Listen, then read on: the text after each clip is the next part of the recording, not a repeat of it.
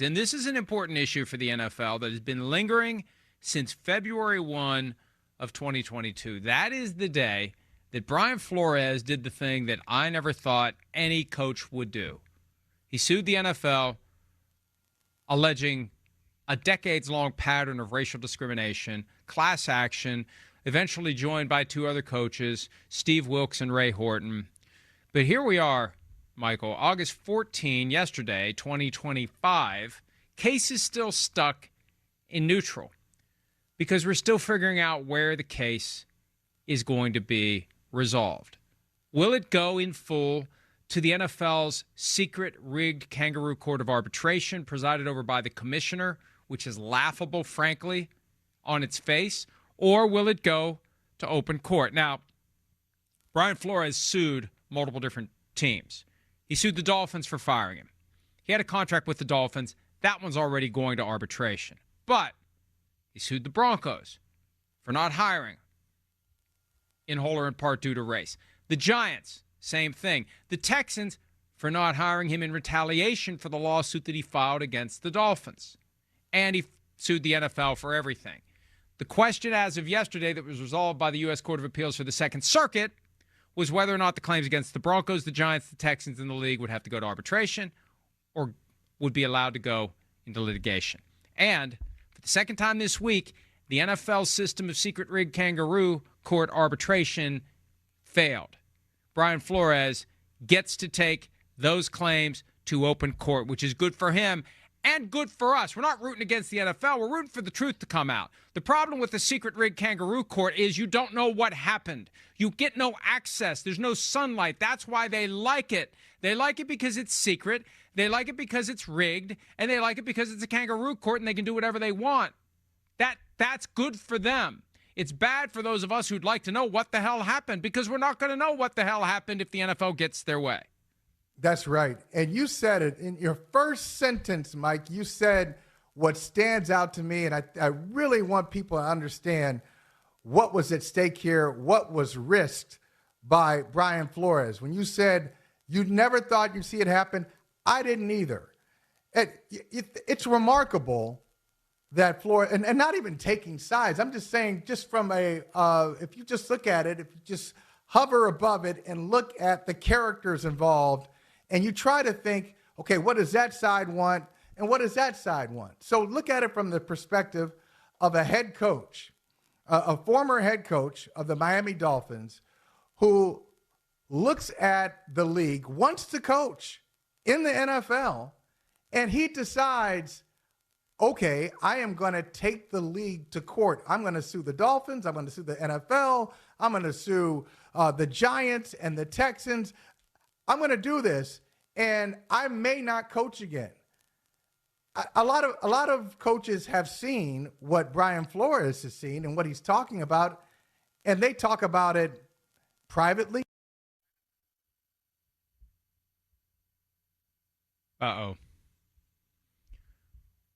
We lost Michael. Maybe somebody didn't like what Michael Holley was saying. I'm kidding.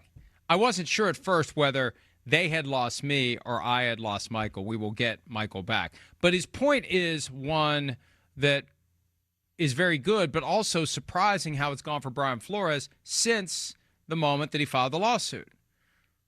Because I assumed one of the reasons no one would ever make a claim like this, you're trading your career. Your career is over. Well, the Steelers, to their credit, they hired him not long after he filed the lawsuit.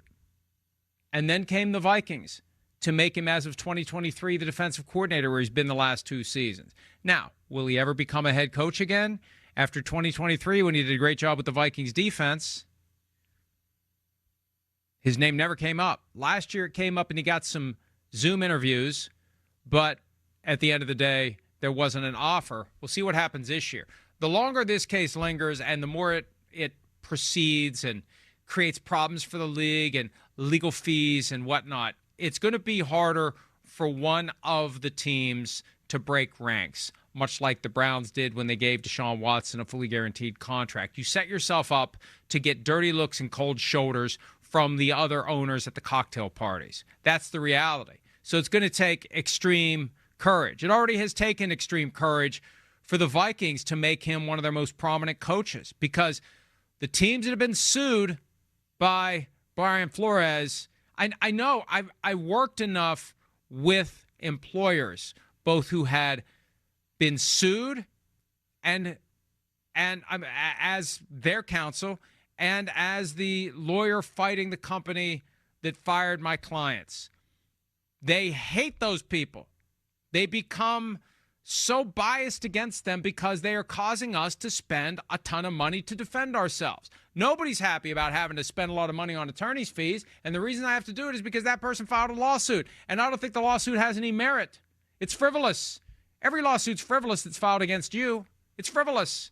So the Giants, the Broncos, the Texans, the league office, they can say all the right things, but they're not thrilled with what Brian Flores has cost them and will continue to cost them. And also there's the risk they're going to be exposed in a way that maybe they don't want to be.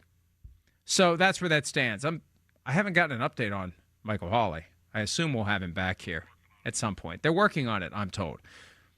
One other thing, too, and we can't forget this. This is completely unrelated to the merits of Brian Flores' case or where it goes from here. Him filing that lawsuit when he did quite likely blew up the Tom Brady, Sean Payton plan in Miami. It quite likely prevented that from happening because Flores made some strong accusations about tanking and this and that, but the wheels were in motion for Brady to join the Dolphins as an executive, for Payton, who was available at the time, to be hired, for Brady to suddenly decide during the offseason program, I think I'd like to play football for the team that I now work for. So that lawsuit prevented a very potentially bizarre alternate reality with Brady and Payton joining forces with Miami Dolphins in 2022.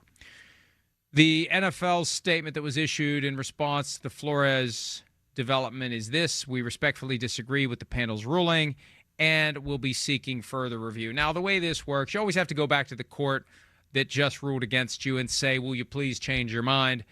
They rarely do. And then you go to the next level, which would be an appeal to the U.S. Supreme Court. So the NFL now has two cases that could be on track for a petition for appeal to the U.S. Supreme Court involving the secret rigged kangaroo court of arbitration, one with John Gruden coming out of Nevada and the other Brian Flores in the federal system. The Supreme Court has to make the decision. Do we see something in these cases? And it's very complicated. A lot of times there'll be a difference of opinion among various federal circuit courts. One has looked at a case and resolved the principles one way. One has done it the other way. We need to unite this. We need to remove this confusion. That's one of the reasons to get the Supreme Court to take up a case. But they can take up whatever case they want, but they take up a very, very limited number of cases in any given year. And it is a long shot to get your case accepted. And usually what will happen in a case like this, like if they accept either of these, chances are they're going to find in the NFL's favor. And the NFL has reason to be somewhat optimistic, especially as to Flores.